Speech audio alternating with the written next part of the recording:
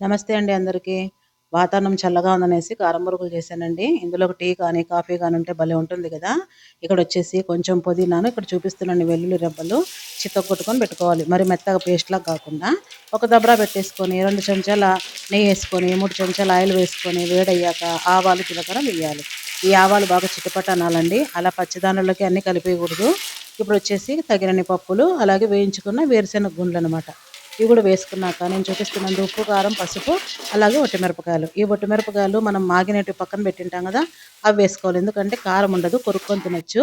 అలాగే కరివేపాకు వేసుకొని ఇందాక చితగొట్టుకున్న వెల్లుల్లి, పుదీనా అలా వేసేసుకొని ఎక్కువ మార్చుకోకుండా కొద్దిసేపు అలా తిప్పేసుకొని బొరుగులు అనమాట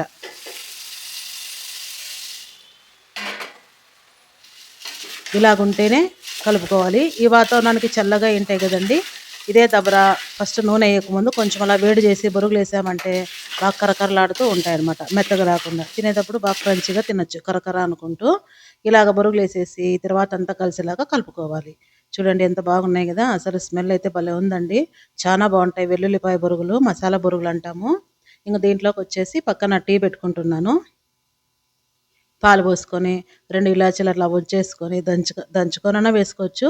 అలాగే టీ పొడి వేసుకొని, కొంచెం చక్కెర తగినంత వేసుకొని, అల్లం చిన్న ముక్క అలా దంచుకొని, ఇక్కడొచ్చేసి లెమన్ గ్రాస్ అనేది మా ఇంట్లో ఉందండి. అదొక రెమ్మేస్తున్నాను కట్ చేసి. టీ భలే మంచి వాసన వస్తుందనమాట. టేస్ట్ కూడా చాలా బావుంటుంది. ఇలాగంతా ఉడికాక వడగొట్టేసుకొని ఇంక తాగడమేనండి.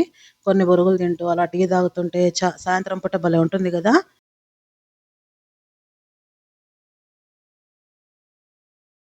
మీరు ఒకసారి ట్రై చేయండి కారం బొరుగులు.